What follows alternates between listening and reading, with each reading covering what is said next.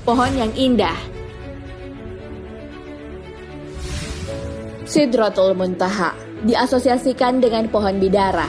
Rasulullah Shallallahu Alaihi Wasallam menggambarkan pohon ini menyerupai kuping gajah. Satu dahan saja dari pohon ini akan membuat seluruh dunia tertutupi. Buahnya berbentuk kendi air. Rasulullah menggambarkannya dengan keindahan.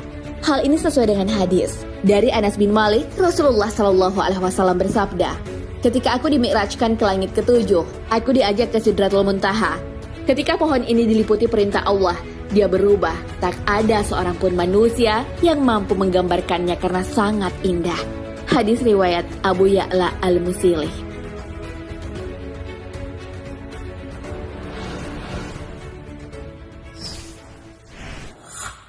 Sidratul Muntaha terbuat dari emas. Pohon ini juga digambarkan terbuat dari emas. Dahannya dari zamrud dan rubi. Dari akarnya keluar dua sungai yang ada di dalam syurga dan dua di luar syurga. Sungai luar yang dimaksud adalah sungai Nil dan Eufrat. Jarak antara ujung bawah ke puncak pohon ini adalah 150 tahun perjalanan. Bahkan penunggang kuda melintasi bayang-bayang pohon ini selama 100 tahun. Hal ini sesuai hadis Rasulullah Shallallahu Alaihi Wasallam. Dari Asma binti Abu Bakar radhiyallahu an, beliau mendengar Rasulullah Shallallahu Alaihi Wasallam menjelaskan tentang Sidratul Muntaha. Orang yang naik kuda baru bisa melintasi bayang-bayangnya selama 100 tahun, atau 100 penunggang kuda bisa dinaungi bayang-bayangnya. Di sana ada laron dari emas, buahnya seperti kendi besar. Hadis riwayat Tirmizi.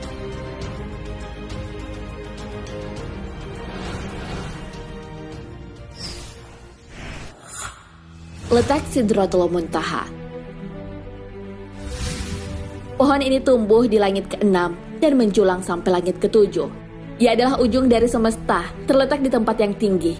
Hal ini sesuai dengan hadis Rasulullah Shallallahu Alaihi Wasallam. Sidratul Muntaha adalah pangkal dari semua yang tinggi. Hadis riwayat Ibnu Mas'ud. Sidratul Muntaha juga berdekatan dengan syurga.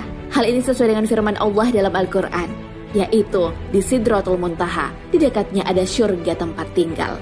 Al-Quran Surah An-Najm ayat 14 hingga 15.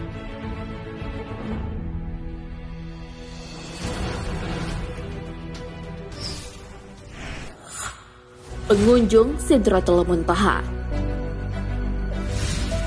Saking istimewanya tempat ini, tak ada yang bisa masuk, bahkan malaikat Jibril pun. Namun Rasulullah Shallallahu Alaihi Wasallam menerima perintah sholat di tempat ini. Saat Isra Mi'raj, malaikat Jibril tak bisa mengantarkan Rasulullah Shallallahu Alaihi Wasallam ke Sidratul Muntaha. Hal ini sudah disebutkan Ibnu Abbas dan para ahli tafsir lainnya. Dinamakan Sidratul Muntaha atau pohon puncak karena ilmu malaikat puncaknya sampai di sini. Tidak ada yang bisa melewatinya kecuali Rasulullah Shallallahu Alaihi Wasallam. Dan diriwayatkan dari Ibnu Mas'ud radhiyallahu an bahwa dinamakan Sidratul Muntaha karena semua ketetapan Allah yang turun, pangkalnya dari sana dan semua yang naik, ujungnya ada di sana. Ta'liqat ala Sahih Muslim.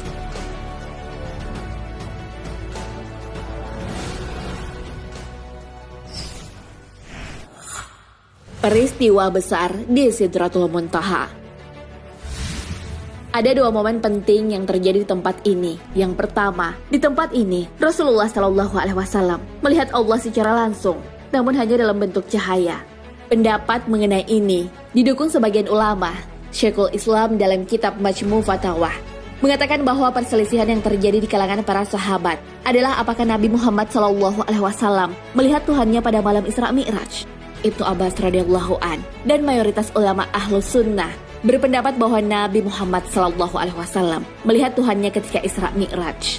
Sementara Aisyah dan beberapa tokoh yang bersamanya mengingkari akidah ini. Penegasan tentang Rasulullah melihat Allah diperkuat oleh Abu Hurairah. Beliau ditanya oleh Marwan bin Hakam, apakah Nabi Muhammad Shallallahu Alaihi Wasallam melihat Tuhannya? Jawab beliau, iya, beliau telah melihatnya. Hadis riwayat Abdullah bin Ahmad. Peristiwa yang kedua adalah perintah sholat yang diberikan kepada Rasulullah Shallallahu Alaihi Wasallam. Peristiwa ini membuat Rasulullah Shallallahu Alaihi Wasallam bolak-balik dari Sidratul Muntaha ke tempat Nabi Musa alaihissalam perihal keringanan rakaat sholat. Hal ini sesuai hadis Rasulullah Shallallahu Alaihi Wasallam. Aku telah berulang kali memohon keringanan kepada Robku sampai aku merasa malu. Tetapi aku ridho dan menerima perintah tersebut. Beliau melanjutkan, Setelah aku melewati Musa, terdengarlah suara seruan. Telah kusampaikan kewajiban kalian atasku. Dan aku berikan keringanan untuk hamba-hambaku. Hadis riwayat Bukhari dan Ahmad.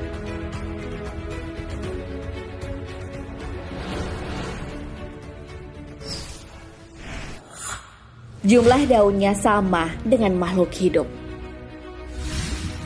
Fakta selanjutnya tentang pohon ini adalah daunnya sama dengan jumlah makhluk hidup. Malaikat maut akan mencabut nama yang tertulis di daun Sidratul Muntaha yang jatuh. Hal ini sesuai dengan riwayat Kabil Akbar. Allah Subhanahu wa Ta'ala telah menciptakan sebuah pohon di bawah arsy yang daunnya sama banyak dengan bilangan makhluk yang Allah ciptakan. Jika seseorang itu telah diputuskan ajalnya, umurnya tinggal 40 hari dari hari yang diputuskan, maka jatuhlah daun itu kepada para malaikat maut. Taulah bahwa dia telah diperintahkan untuk mencabut nyawa orang yang tertulis pada daun tersebut. Sahabat beriman, itulah beberapa fakta tentang Sidratul Muntaha. Keindahannya tak bisa digambarkan dengan detail, karena hanya Allah yang tahu. Begitu juga, tak sembarang makhluk yang bisa mengunjunginya. Peristiwa besar dan penting pun terjadi di sana. Fakta-fakta ini hendaknya bisa meningkatkan ketakwaan kita kepada Allah Subhanahu wa Ta'ala. Ketakwaan adalah sebuah kewajiban yang diemban oleh seorang hamba. Walaupun bertakwa adalah kewajiban, Allah akan membalasnya dengan kebaikan. Hal ini telah disebutkan dalam firman-Nya. Jikalau sekiranya penduduk negeri-negeri beriman dan bertakwa, pastilah kami akan melimpahkan kepada mereka berkah dari langit dan bumi. Tetapi mereka mendustakan ayat-ayat kami itu. Maka kami siksa mereka disebabkan perbuatannya. Al-Quran Surah Al-A'raf ayat 96. Wallahu a'lam.